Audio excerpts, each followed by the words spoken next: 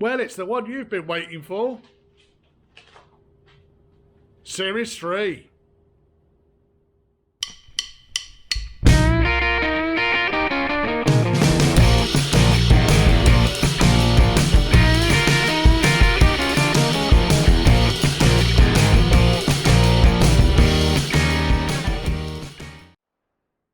So here we go. Nice Series 3, this one. You've seen it lurking around outside the workshop. So let's have a little walk around and I'll go through the things that need doing with this car. It's dusty as hell at the moment. It's got a little bit of a blue mist to it as well. Or is that just dust? It's just dust. It wants a proper good clean over. So first and foremost, we have got a balance camera, open bonnet, 200 TDI in here. Not my personal choice, but the customer loves it and that's what's going to stay in there. So 200 TDI is mated to an LT95 gearbox. And then, because it's mated to an LT95 gearbox, it's got the standard diff lock mechanism, but I don't know how the diff lock works. It's got the high-low lever. The plunger, which you'd normally use for diff lock, isn't connected to anything at all, as far as I can see. I'm going to have a look and find out. That's the transfer lever, high-low. Gear stick, 4-speed, 4 on the floor and reverse. There you go. I've got a number of today's job really is going to be around the electrics. I want to get the loom fitted and see basically what's working at the moment and then fit the loom and take it from there. There's other crazy things like there's no splash panel from the front wheel arch up to the heater, which is up there. You can see it, that's the heater. That fella. So there's no splash panels on it. As you can see, the 200 TDI system really is very, very, very tight. They've had to make some adaptations here. So rather than that plate going straight up to support the inner wing, they've had to modify, this is the previous garage, has had to modify the inner wing extensively in order to allow the turbo bonnets down again. Let me wedge the bonnet up.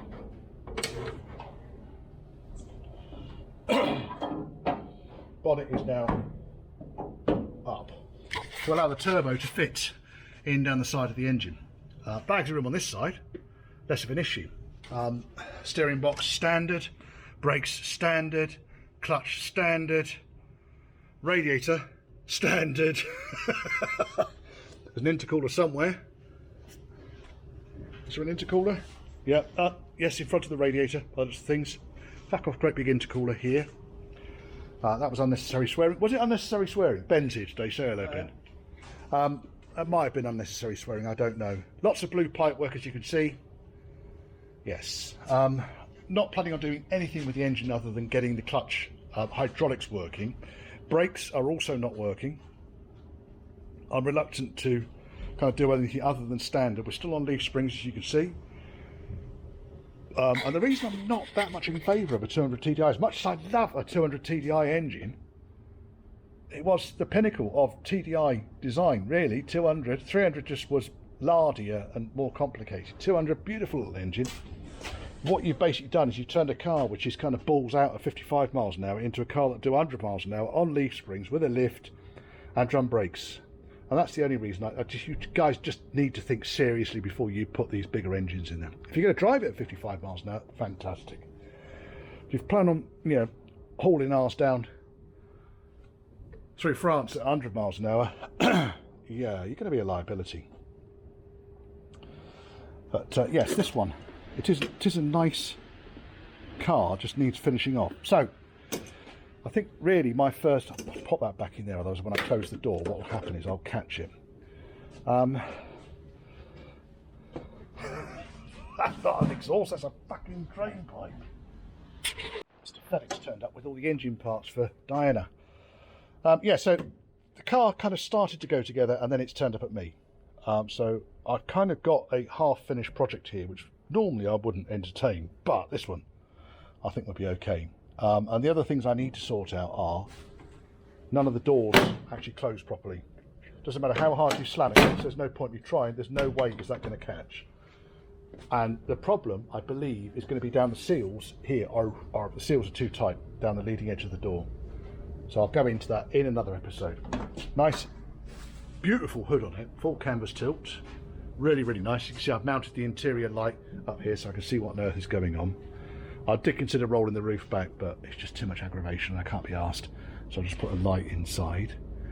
So I think what we'll do is we'll go through and find out what is working. Right, so I've locked the battery in. Sorry, Ben. Locked the battery in. Have we got lights, sides and dips? Yeah, yeah. And sides? Yeah. And back? Yeah, and number plate? And full beam? No, nothing on full beam. Right. Yeah, there you go. Full beam. No flash. No. Interestingly, when you pull the flash, the charge light flicks on and off. Full beam lights working on the dash. Lights off. Wipers. Switch is loose. Oh, not going to be able to tell that. Ignition on, I think, next. Ignition goes on. Oh, fucking hell. Ignition goes. Everything's caught up here. Right, got a charge light. Does the starter turn? Yes, the starter turns. No oil pressure lights. No cold start lights. Fan. Oh, that's lights. Fan.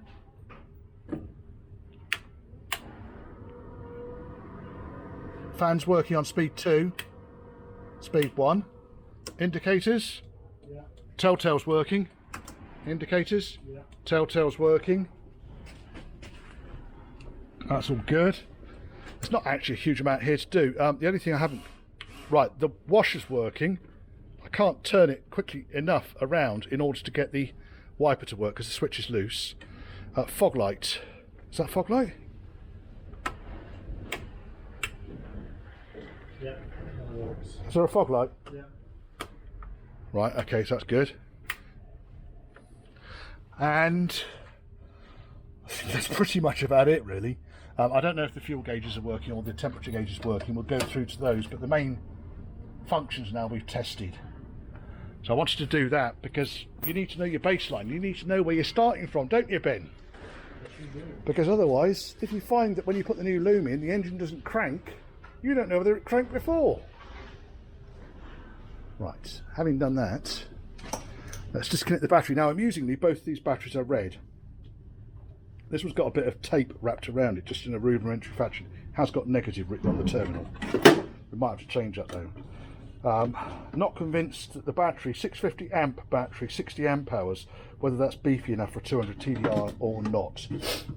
Questions on a postcard, please. I'm not going to test whether the thing starts, because I've done nothing with the engine. All we're doing is changing the loom. Oh, silicon. Oh, yes.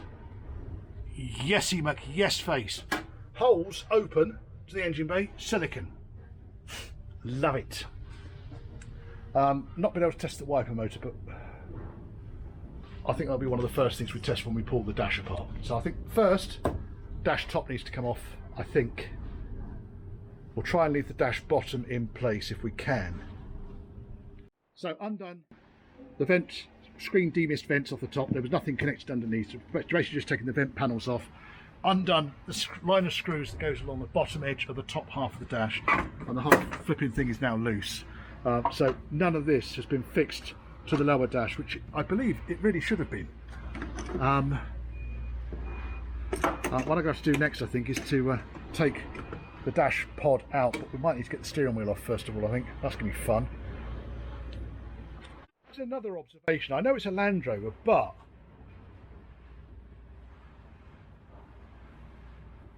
that's got to be about a centimetre either way of play in that top bush. So I think we might have to do something else there. That's nice. Really nice. So dash top comes out and this is what we're left with. Spaghetti. Quite a lot of spaghetti. It's a bit of a shambles, but they all look like that, I'm afraid. These two black wires up here, I was thinking, oh, what are these two for? Got a heated windscreen. Good Lord. Right, okay, so I'll have to have a chat with the customer to find out if he wants me to wire that in. That'll need a relay, I'm sure. All of the scratching on the paintwork down here, that's kind of as it came off. In fact, you can see here where the bulk has been galvanised, but they've not used a treatment on the galv before they've put the paint on it, because otherwise that would be black. And as you can see here, the paint's just starting to lift off the galv. So be aware of that. If you've got galvanised your bulkhead, you need to treat it before you paint it, otherwise the paint will just lift off it. And that's going to happen. I don't know if it's been done on the outside as well or not, I don't know. Now in theory we don't really need to take the dash base off, because most of what we're trying to access here now we can access via the top. I might need to just loosen it on this side, but the wiring does actually go around the steering column. Here you can see the play in the top bush. And the reason there's play in the top bush is because there's nothing securing the bush or the column. If I pull this out, it does reduce the amount of play. I don't know, I'd have to have a look at that. The column on these things is quite short, because the box is there. So if I have to do it, I have to do it. It's that pinch bolt there and the column comes out.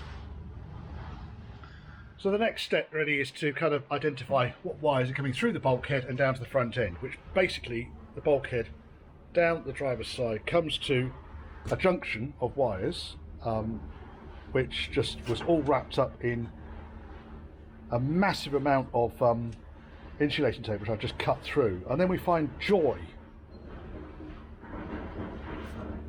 Gets better. Lots of bare wires in here, chap. Another one. Some of these have been a bit on the hot side as well. So yes, it's not beautiful. It really isn't. And then I've just spotted another one down here on the full beam side. That has been very hot.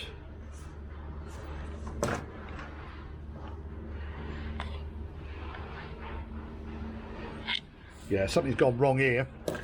All the fixings are all relatively new. I'm not going to use those all again.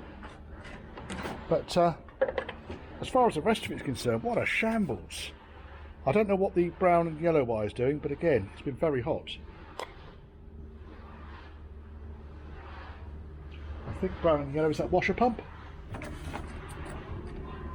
Well, that's not even bloody connected, look. I do love Halford's other supplies are available crimp connectors, because it's just come off in the end for now. So take the bonnet catch out, take the grill off. There's an intercooler behind here as was predicted, and I think really it's a case now of just pulling what wiring we've got through the bulkhead and identifying what needs to be replaced. I've got a whole loom to go in here, but the whole loom might not include all of the light fixings I've got. Coming back. Unpicked all of the loom across the front end of the car here. So interestingly, these kind of Chinesium indicator and side light circuits both come with red and black wires. Just be aware of that. So just because it's got red and black doesn't mean it's side light circuit. That's the same on both sides. We found the oil pressure light, fine, okay. We found the starter motor wiring for the alternator ran right way around the engine and back to the front.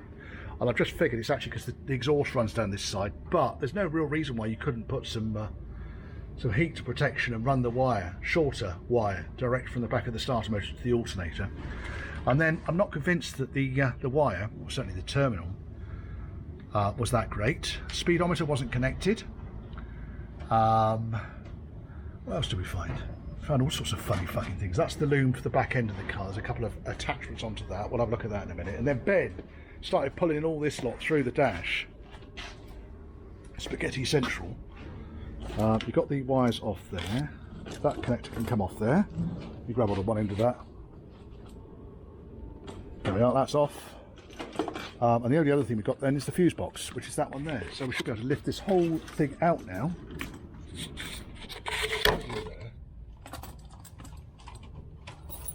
With the fuse box. Or is it going to be a bridge too far, this one? Where's the... I want to take the blue wire needs to come off the back of the lighting switch. Of course it's been zip tied, tape wrapped in. I'm not talking just a little bit of tape either. Then I could take the, because obviously the feed for the full beam comes from the light switch, so the full beam won't go on unless the lights are on, if you get my drift. And then I think that's pretty much about it then. This whole thing can then come out and we can work on the bench, which will be nice, won't it? Now the tripod, I couldn't be bothered to get the tripod, so I just did it. And then what we're left with is the steering column, the ignition switch.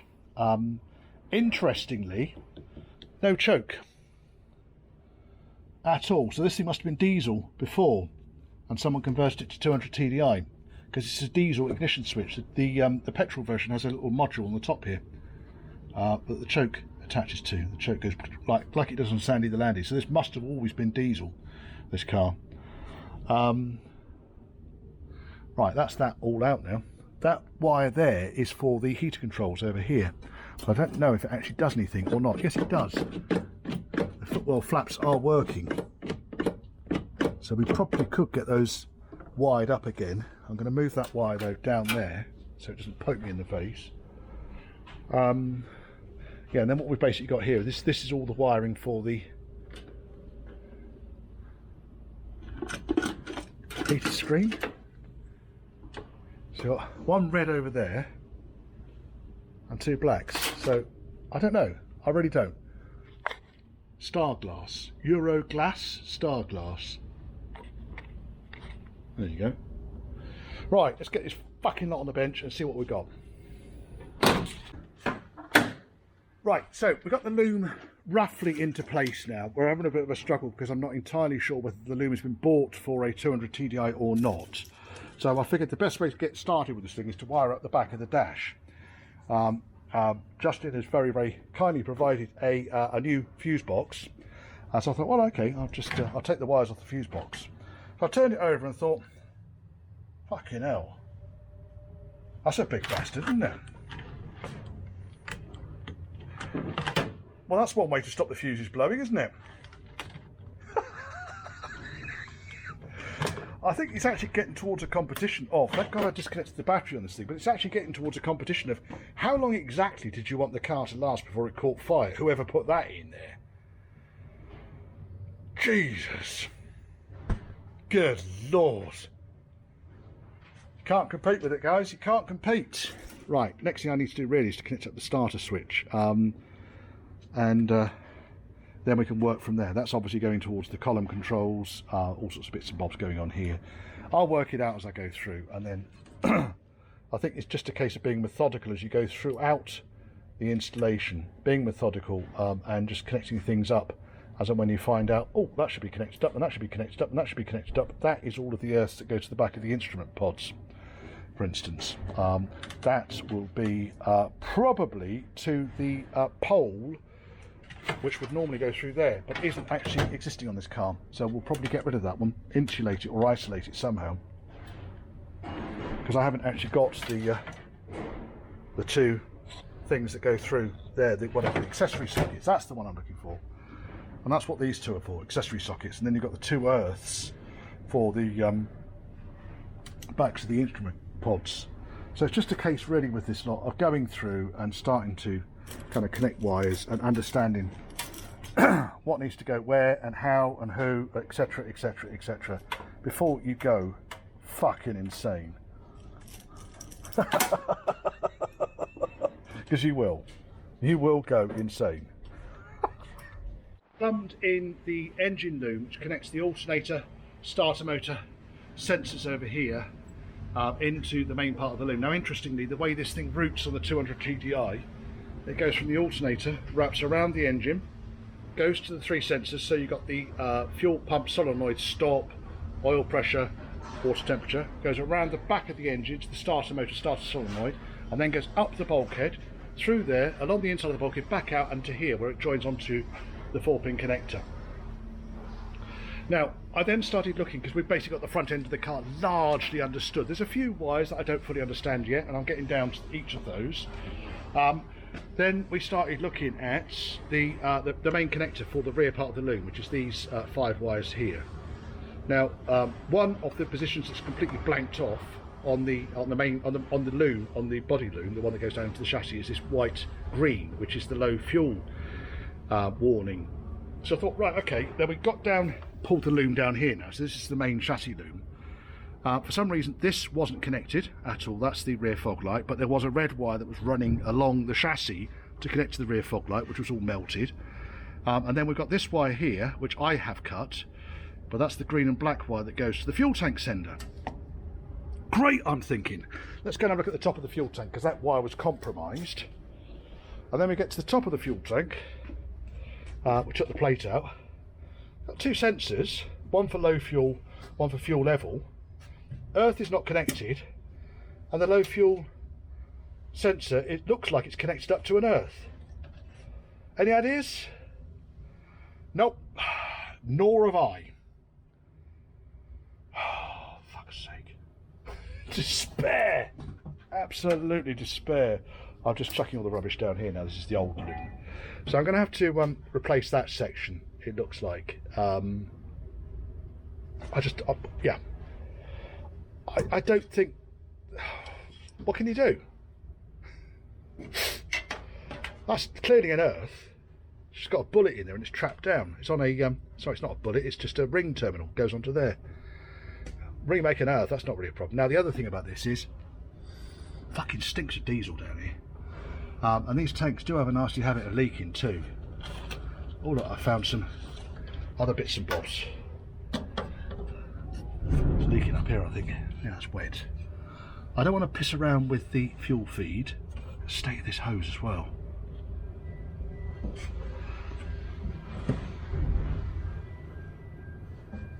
I think that hose might be past it. It's not what I'm looking at right now though. It's not what I'm supposed to be doing right this second. So I'm going to run two wires down to the tank for the low feed and for the tank level, and put two spades on it, and then connect it back up, bind it into the loom, push the loom back up here, and see what's going on up here. A couple of interesting ones. Got no idea what this lot's for yet. I'm working it out. That appears to be trailer. Got no idea what that was for. Do those two just join together? Green, green, green bound, pink. I haven't got pink. Oh, dear, dear, dear, dear. I thought that was diff lock. It's not. It's breather pipes. Breather pipes are the axles. That just needs to fix up onto the bulkhead. I'll stick that up there somewhere. That's just breathers. Been under the car for the first time. Quite clean under there, but levels of gibbonry. Yeah. Right, it's moving forward a step anyway.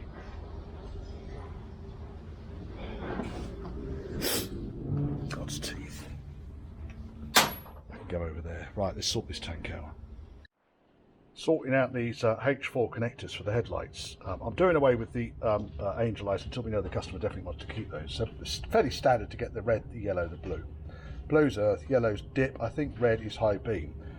Goes down here, goes into this little sock of joy here. It comes out with brown, yellow and white, but completely different. What the fuck? Pissing thing. And to prove a point, yellow, which I chopped off from there, went to brown. Red went to white. Blue went to yellow. Who did that and thought, good job? That was a good job. So all I'm really going to do here, the connectors for the dip main and the earth for the main headlight units is actually, it sits above where the intercooler is at the moment, but shouldn't be because etc. I've got the H4 connector, and all I'm really going to do is to butt splice the correct colour wiring to get from the back of the headlight unit here through the grommet and into that connector there. That's all I'm going to do. It's the easiest way of getting it sorted out. It's just a fucking shambles. These headlight bulbs, I'm not enamoured with them. The problem I've got with these is that when they're in the car and you've got them pointing upwards, the rubber connector is at the top. There's no drained hole at the bottom. I know that the headlight bulb doesn't sit tight on the front there, but it's just, oh, I don't know. They're plastic as well, and I think you can get better. But anyway, they do the job. So first and foremost, I have to feed what's left of the wiring back through the hole, and then we'll just butt splice on the correct colour of wiring, and then bind it up in the loom, stick it in some sheath for now, and yeah, we'll be away. It'll be corrected. Right, loom's all in and connected. I'm not getting any voltage to the back of the dash. I'm getting voltage to the back of the starter. I'm getting voltage to the alternator. So I'm going to diagnose it when it's not 20 to 6 on a Friday. I'm going to come in tomorrow or maybe even Sunday and get this diagnosed. One thing that did amuse me, so because this thing's got 200 TDI in it, turbo, passenger footwell. What the fuck do you need that for? I can't see any benefit to it. It's literally just cut a hole in the bottom of the heater box and have the blower just blowing the heat off the turbo straight into the car. Doesn't need to be plumbed into the heating, surely. Never mind. It did amuse me. It tickled me. Right, so for now, battery is going to come out. Battery's disconnected at the moment, and I will diagnose and show you where I'm getting to with this. It's moving in the right direction though. My list of challenges is reducing significantly. Significantly. It's dropping. The rubbish pile is growing. I'm going to clear up. And I'm going to go home. And I'm going to enjoy a gin. I was supposed to be going out to see my dad tonight in Devon. Sorry, no, tomorrow. And there's no guarantees I'm going to get fuel here. There's certainly no guarantees that I'm going to get fuel in Devon to be able to get back. So I've cancelled it. There you go. Fucking bastards. Well, the wiring fun on the Series 3 continues. It's largely all kind of functioning now. Got all the telltales and various bits and bobs working. There's a few delete options on here. So we've got no reversing lights. We've got no trailer electrics yet. These bits here are for the glow plug circuit. I'm not quite sure how that's going to wire up yet. I've got no idea what this wire is down here. I've just got a little trail off it as well. That's white and blue. Sneaks. There's a brake light switch is not working. So the dash is looking absolutely fantastic up here.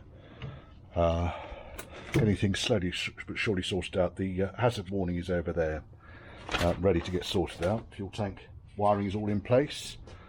Wipers, I was pissing around with the wipers trying to get these to work because the circuit, the loom, doesn't have a twin speed wiper circuit fitted, but I can get that working.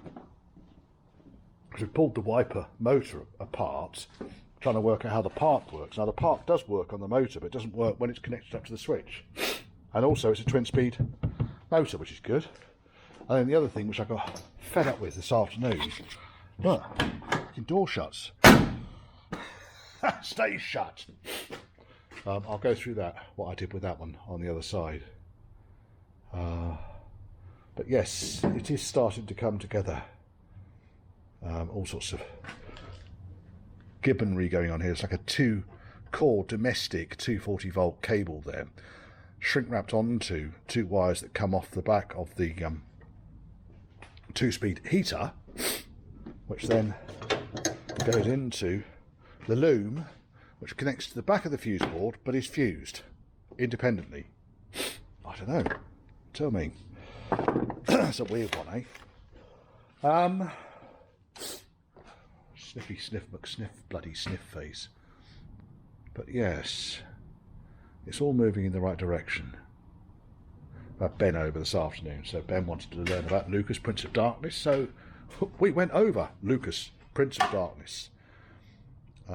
Yeah, silly things like, I mean, basically what you really need to do with these things is just follow the wiring diagram to the letter. And it's unfortunate because it's not even here. The main diagram from the Haynes manual doesn't cover quite a lot of the stuff, like the 2-speed wipers, the 2-speed heaters, etc, etc, etc. Single speed wipers, because the fast is on pin 3, and I think it comes off pin 1. But yes, oh, that's why it's pissed up in rain. So this switch here was one that was in the box of parts. This is definitely a 2-speed switch here. Get the drift? So just trying to work out, because the port numbers on the back of that don't bear any resemblance whatsoever to anything else. The ignition switch does not like me anymore. So we need to get a new electric spade terminal thing for the ignition switch. So what I've basically been doing is I've been bypassing the ignition using kind of these. So that's the ignition bypass. That is simulating position 2 on the loom. And this down here is just connecting the main battery circuit, which goes off that terminal there, which should go to the ignition switch, but it's far too big a terminal because it's got the wrong ignition electric switch in it. Ah, what fun. And then I found out that these doors haven't got both blocks in the slide. In fact, this one has got both blocks. The other door didn't. They only have one block. Oh. What I do need to do is I wanted to find the connector for the wipers in amongst all this shite. It will be here somewhere. Oh.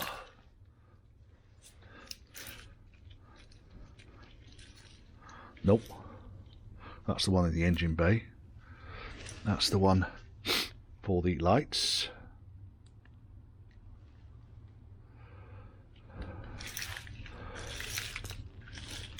Oh, that's fun for me to find in a minute. I'll find that. Might be still underneath the car because I pulled the loom apart, you see. Yanked it all apart, so I was trying to diagnose problems. It's right over the back here and discussed that. Nope. That'll turn up. I only wanted to find out if there was a 2-speed wiper or not.